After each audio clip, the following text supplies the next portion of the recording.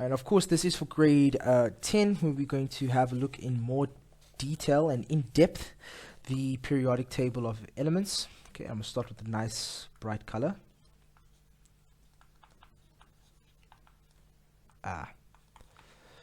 Okay, the periodic table of elements is its full name, which no one really calls it. We just go straight to the periodic table, unfortunately. Okay, who cares? Okay, so of course we know, and what we have discussed in a little bit of revision is that in the periodic table, the elements are all arranged in ascending atomic number. Okay, the elements are arranged in horizontal periods in order of the atomic mass. In the vertical groups, they are arranged according to their properties.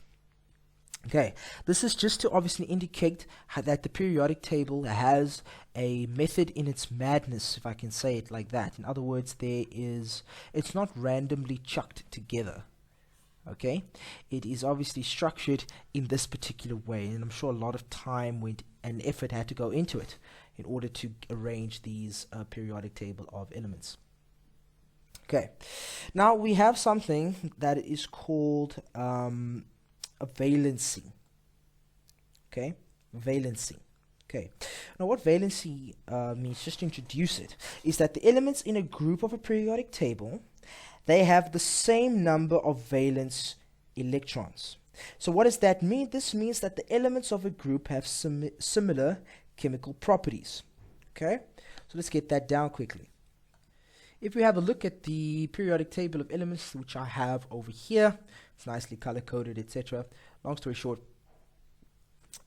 if we have a look at what we just said, that all elements in a group of a periodic table have the same number of valence electrons. Here we have group 1 starting with hydrogen going all the way down to francium.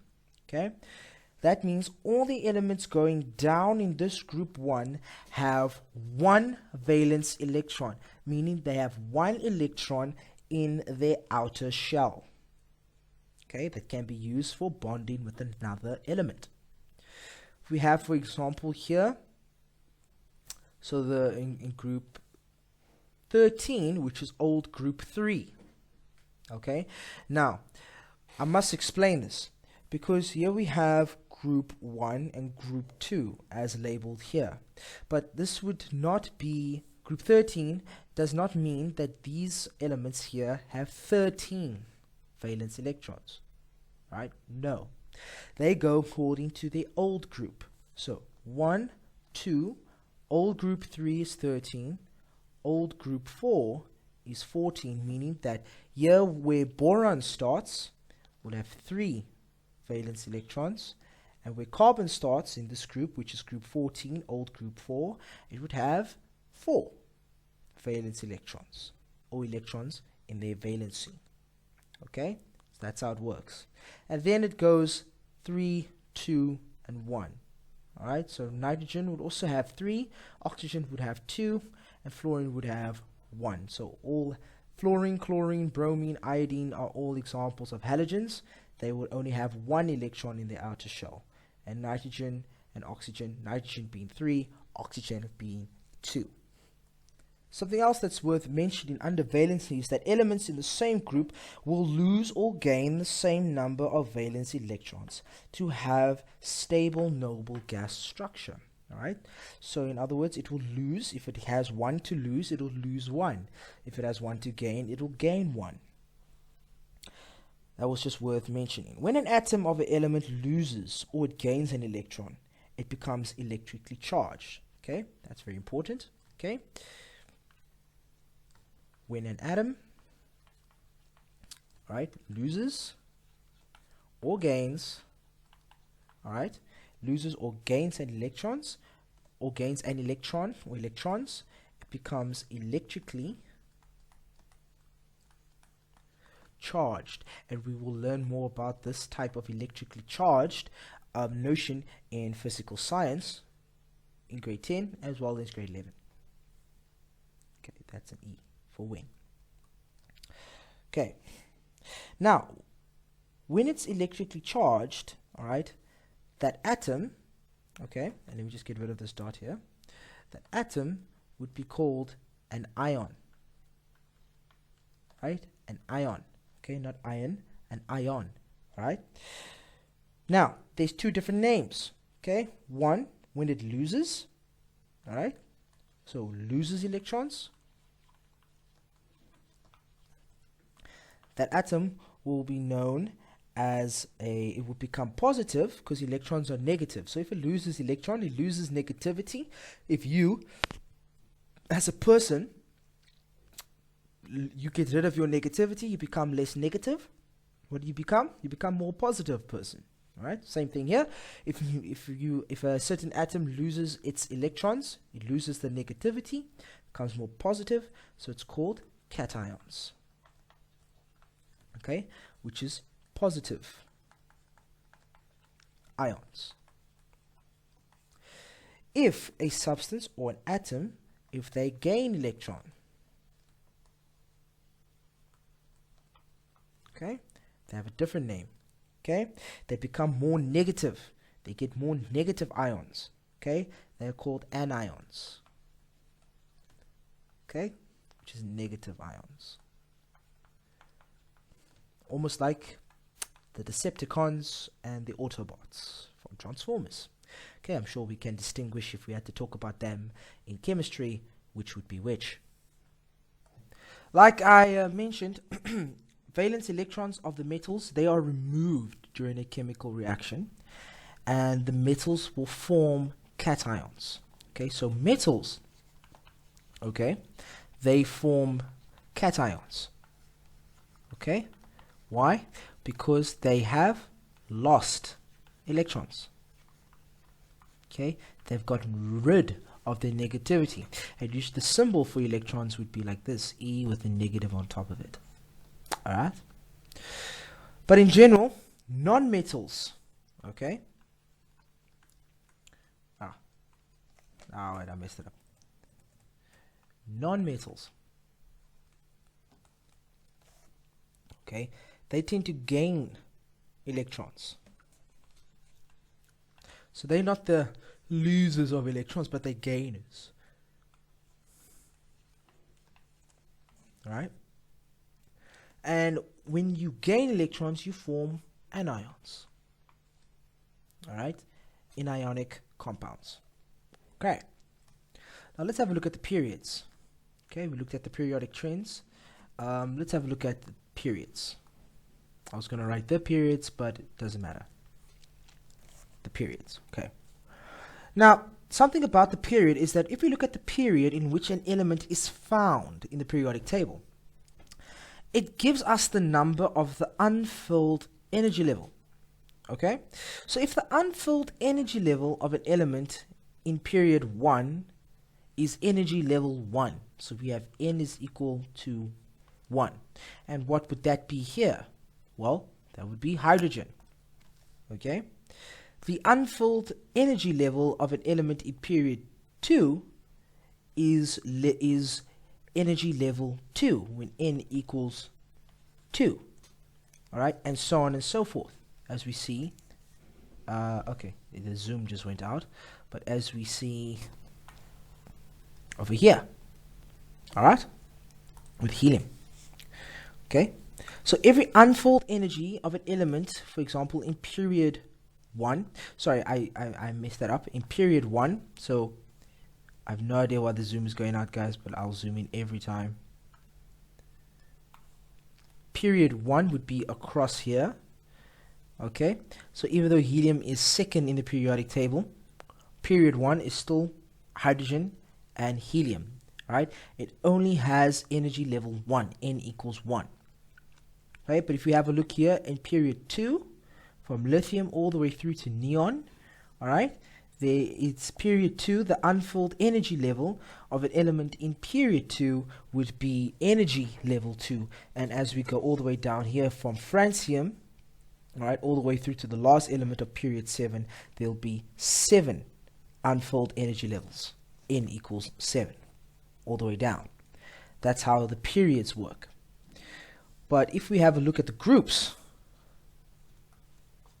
okay, a little bit of a different story. We have a look at the groups. The old group number gives the number of electrons in the unfilled energy level. Okay, old group number. So that if I could just denote that down here, and I'll come back to that in just a minute. I'm sure you all can see this enough, I think. So, of course, we have group 1, group 2, which stays the same for old and new.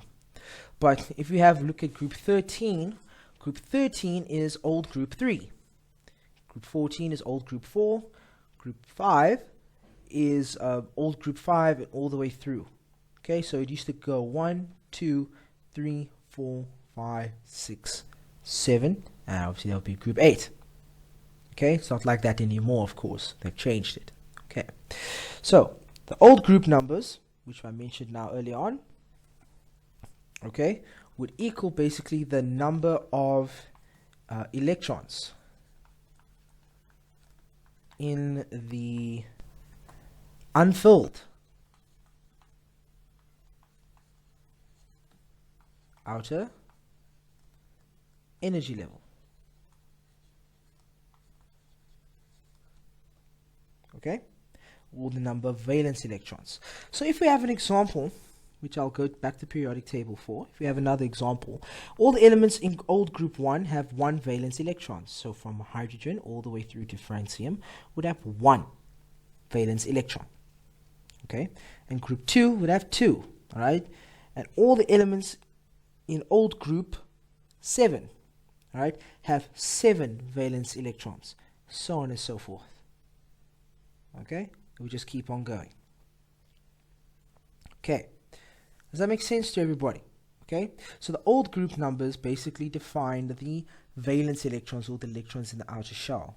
These new group numbers are, I think, if I stand corrected, but if you see you have 1, 2, 3, 4, they've just included this middle patch as part of the groups of periodic tables, because we found them to be transition metals. So they weren't grouped before, but now they are. But the old group numbers gives testament or rise to from 1, 2, and then 13 to 17, the outer valence electrons of the elements in those groups. Let's just get that definition down of what an atomic radius is. First of all, it is obviously a radius, okay? If it were a sphere or a circle, of course, the radius of the atom from the nucleus, right? It's from the nucleus to the outermost part, or let's rather say outermost electrons. Okay, so your outermost would be your valence electrons, and they do the bonding. They bond with other substances. Okay, so if we have a little depiction of, obviously in 2 dimension, of an atom, okay, and we draw just another circle in here. Of course, you know, from the center, right, this is pretty much the center, okay, to the outermost part. So if I draw just a line here all the way through till here, all right, that part there is what would be known, of course, as the atomic radius. Okay, the diameter would be obviously the entire radius plus, okay, would obviously be the radius times, or the radius squared. Sorry, the radius times 2. Okay, of course, the radius is half the diameter, not the radius squared. Okay, would be the diameter of the atom. Fantastic. Okay, then if we had a diameter of the electron shell, would be slightly smaller, so slightly smaller than the diameter of the atom. Okay, I'll use another color there just to show the difference. Okay, the diameter of the electron shell. This is just a picture, just to depict. Okay, I'm going to use E negative for electron. Okay, is there anything else I am missing? No. So, okay, just a couple of more labels. Okay, so this would be your electron shell, which is, that's why the shell is very much smaller. That's a little part here. And what else am I missing? Okay, nothing. Just put an electron here, maybe. Cool. And this little space here that we have here. Okay. That's called. This is quite a. I wouldn't say it's unnecessary, but definitely is part of it. Is what is known as the outer transitory shell. In other words, that's where obviously the electrons would obviously transport from, all right, transfer from. Okay. Now, if we have a look at the periodic trains of atomic radius, okay, obviously as we go across the trains in a periodic table or across the periods in a periodic table, and also down a group, the atomic radius would obviously change. Okay, the real question is, how do they change?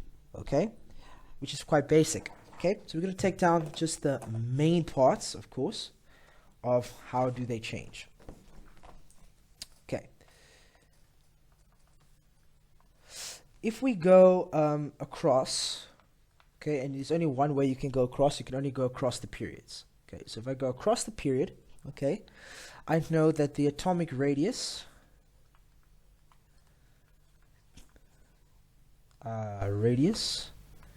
right, the atomic radius, it decreases. Okay, it decreases as I go from left to right. Okay, the atomic radius would obviously decrease. Okay, that's one thing that happens. Another thing that happens is the forces of attraction. Okay, obviously no forces of attraction do exist. Okay, forces of attraction, okay, that happen between the protons and the nucleus. Okay, protons are your positive ions, okay, or positive trons, if you want to call it that. Protons and the nucleus and the electrons.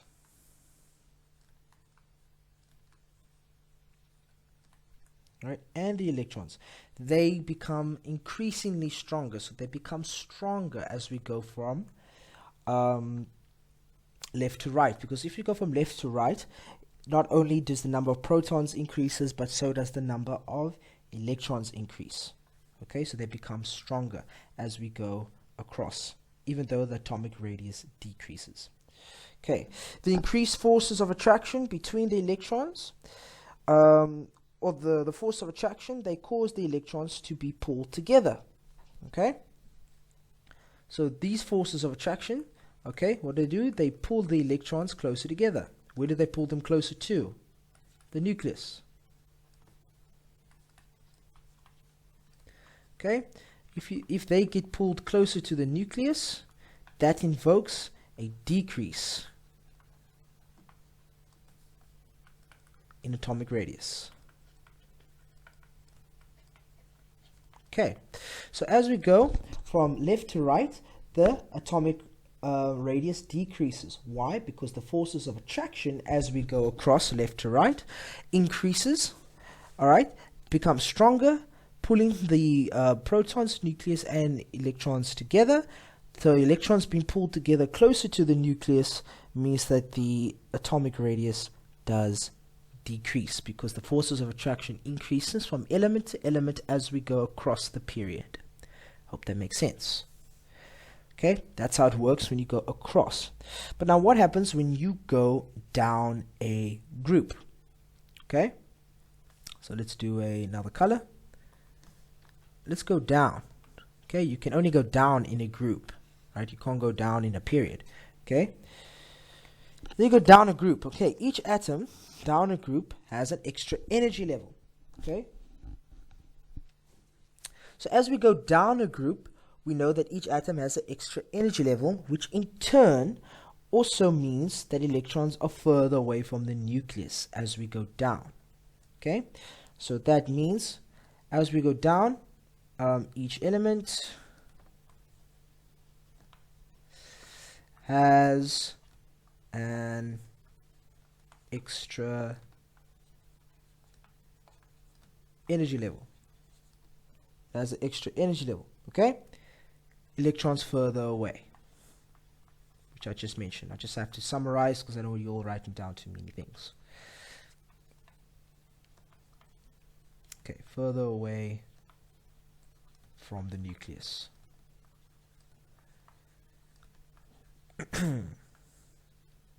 Wonderful. Yeah, they're further away from the nucleus. Now, what does this mean? If something's further away from the nucleus, and that means the opposite is true as you go across a period. So if you go across a period, forces of attraction increasing, meaning they pull in electrons closer and closer to the nucleus as we go across, meaning that the force of attraction increase, atomic radius decreases.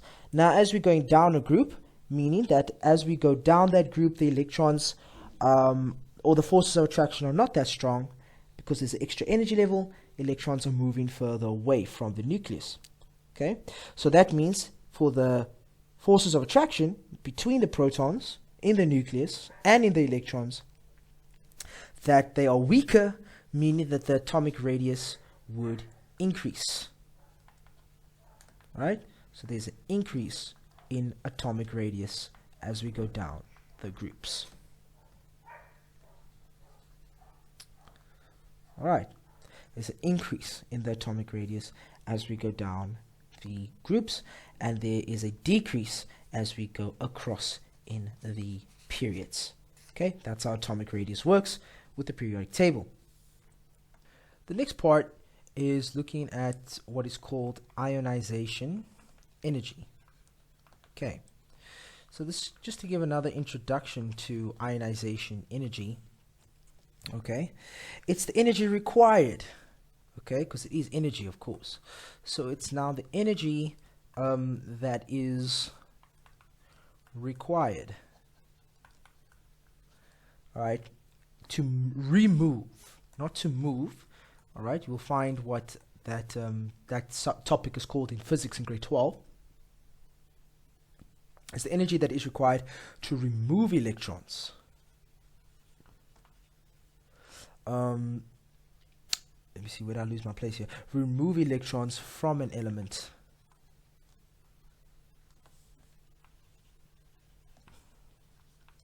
Alright, from an element. And the most important part about this is that it's in the gas phase.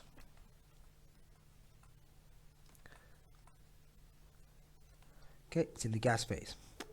The unit for ionization, okay, the unit, okay, because obviously it has a unit, it's energy, so it must be joules, but ionization energy is in small k, capital J, dot mole to the negative 1, alright, which is kilojoules per mole, or small e V, which is of course electron volt. Okay, I would prefer if you all used this one, kilojoules per mole. Okay, first, ionization energy is the energy needed to remove the outermost electron from an atom. That's what's called as first ionization energy. Okay, so first ionization energy, first you tell you that's obviously removing the electron from the outermost part because we're going from the outside in, of course. Okay, now in the periodic table, okay, so here our periodic table, which we're going to go again called periodic trends. Okay, now I'm going to summarize this as best as possible because I don't want anybody writing down too many words. Okay, so if I go across the periodic table, okay, this arrow across, right, in a different color, ionization increases. Where's the arrow going from?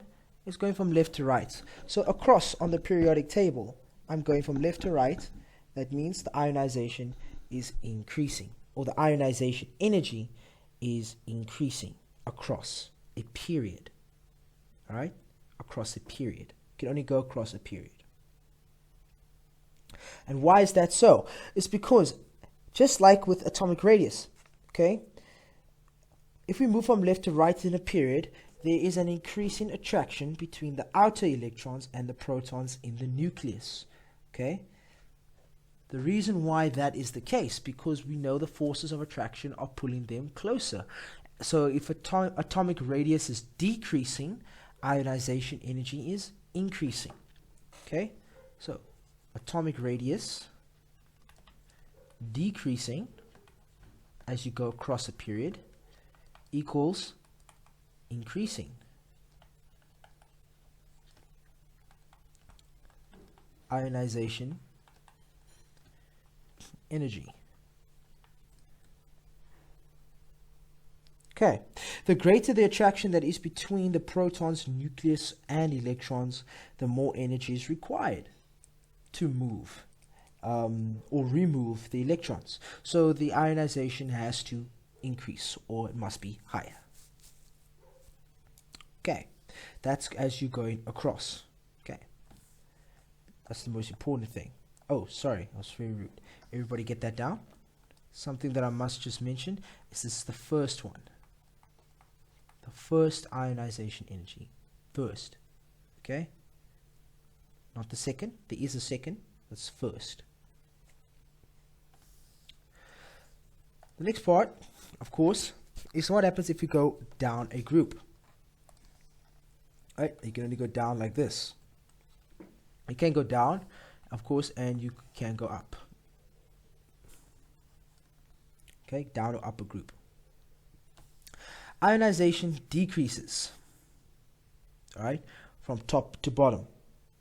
Okay, but increases from the bottom up. Okay, so to put this all in the middle here, ionization decreases. Okay, as you go down. Just take this one away here. It decreases as you go from top to bottom. Then it must increase when you go from bottom to top. Moving down a group, the valence electrons are further away from the nucleus. Okay, as we go down, so yeah, hydrogen on top, all the way down to the last element. Okay, what does that mean? That the electrons are moving further and further away from a nucleus because the atomic radius is obviously increasing. Okay, so that means less energy is needed to remove the valence electron. Yeah, less energy is needed here as we go down. Less energy is needed because atomic radius is increasing, sorry.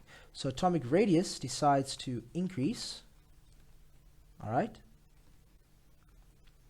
This decides to increase, of course. So what does that mean? That there is a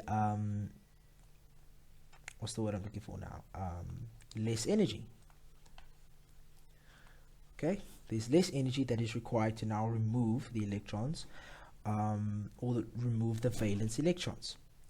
All right, and this is for the first. Again, this is for the first ionization energy. However, there is a second. Okay, what the second ionization energy is worth mentioning now is that that is the energy that is required to remove additional electrons from a cation. Okay, so once we have removed an electron from the outer shell, we know that the atom or the element becomes more positive. So we have cations. But if there are additional electrons, maybe within the other, maybe not within the outer shell, but in one of the inner shells, the second ionization energy would be required. The second ionization energy is higher than the first ionization energy. Why is that the case?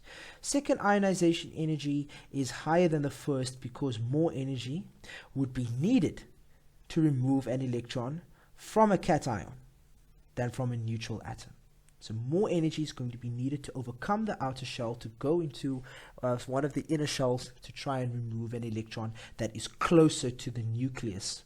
Whereas a neutral atom, the outer shell is not being pulled closer by forces of attraction, so it's kind of neutral, so it's not that hard to remove a electron from the outer shell. But it's more difficult to remove an electron that is closer or situated a bit closer to the nucleus of an atom. So more energy would therefore be required with the second ionization energy. That's why it's higher. Electron affinity, it's the amount of energy that's given off when a neutral atom in the gaseous phase gains an electron to form an anion. Okay, so electron affinity, just to get that definition down, first of all, this is also referred to as energy, so it's the amount of energy given off. Okay, so given off or released when a neutral atom in the gaseous phase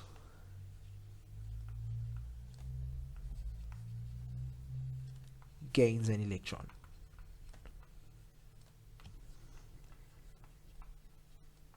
Okay, now when something gains an electron, an atom gains an electron, we know it forms an anion. Okay, we said that at the start. The stronger a nucleus attracts the incoming electron, the higher the electron affinity. Okay, so the stronger the forces of attraction between the nucleus, or from the nucleus to the electrons, will determine how high the electron affinity will be. Okay, so the more energy will be released or given off when the force of attraction between the nucleus and the electron or incoming electron is stronger. So let's have a look if we go across a period for periodic trends. Okay, so it's just worth mentioning right now is that it also, like ionization energy, so I'm not going to rewrite that because it's the same thing. Like ionization energy, it increases as you go from left to right across a period. The electron affinity will increase. Now, the nuclear charge also increases from left to right. Why? Because the forces of attraction, like we've mentioned in the previous two topics, all right, or two headings, all right, the forces of attraction increases as we go from left to right, meaning that they're pulling the electrons closer to the nucleus, and atomic radius is decreasing, ionization energy is increasing, and so is electron affinity. So more energy would be required as we go, or less energy would be required to remove an electron as we go across. So more energy would be released when the force of attraction between the nucleus and the incoming electron would obviously be stronger.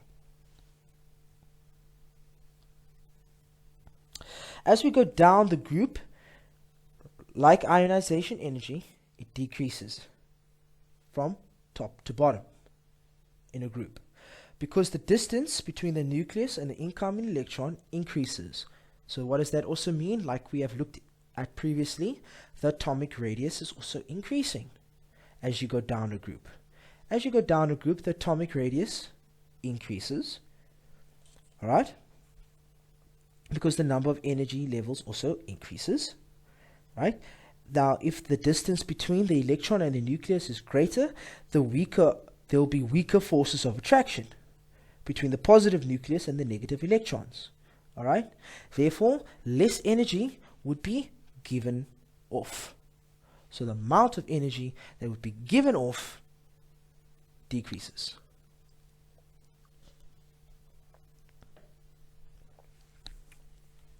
And that is electron affinity.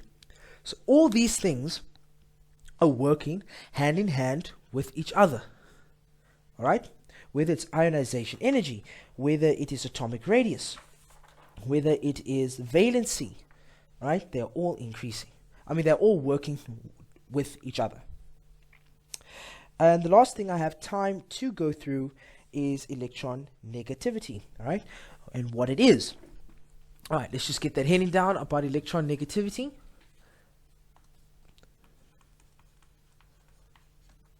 We're going to be working quite a bit with electron negativity as we go along in our physics journey, not just in grade 10 but in grade 11 as well, and 12. First of all, it is a measure, right?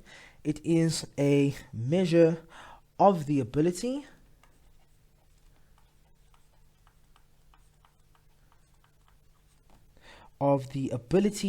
of an atom to attract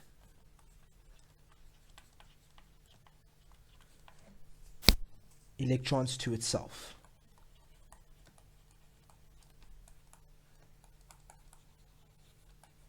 Okay, it's the ability of an atom to attract electrons to itself. So what does it also mean? Electron negativity is also a measure of the tendency of an atom to form anions. Okay, the tendency of an atom to gain electrons, become negative, to form anions. That's what it also means. Okay, electron negativity. Cool. As we go across a period, electron negativity will increase, okay, from left to right, just like ionization energy as well. Okay, each atom across a period is closer to having full energy levels, so the electrons are attracted more strongly. Again, why they're attracted more strongly? Because forces of attraction increase as we go from left to right in a periodic table, in a period. Now, when we go down a group, the same thing applies to like ionization energy. Electron negativity will decrease as you go down a group. So from top to bottom, electron negativity decreases. The opposite is true. From bottom to top, the electron negativity obviously increases. Okay, but we're going to, for the sake of our study, going to focus on going down the group. As the atomic radius increases, as we go down a group, we know that the distance between the valence electrons and the protons in the nucleus increases. Forces of attraction are therefore weaker. Alright, so the electrons are attracted less strongly, as we have said multiple times with the other headings, such as atomic radius, ionization energy, electron affinity rather, and as well as electron negativity. So all these things, kind of what we've mentioned, all work the same way. They just call different things and mean different things. Okay, we can see from left to right, there's in a period there is usually an increase, and from top to bottom there's usually a common decrease, whether it be in atomic radius, or whether it be unless with the atomic radius rather, when you go down a group, all right, in atomic radius. Atomic radius is a bit different. It increases as you go down a group, but with atomic radius, as you go across a period, the atomic radius decreases. That's the only one that works a bit differently. But ionization, electron affinity, and electron negativity work the same. Alright? They both increase, or all three of them increase as you go from left to right, and decrease as you go from top to bottom. But atomic radius works the opposite. Atomic radius decreases as you go from left to right in a period, and increases as you go from top to bottom in a group. That's the only difference, right, between all four of those different arrangement of elements in the periodic table and how they work. Okay, and that is all we have time for in this session today. Please stay tuned for the next video where we continue. This is quite a huge section, so there will be quite a few videos on this. Please stay tuned for the next couple of video series.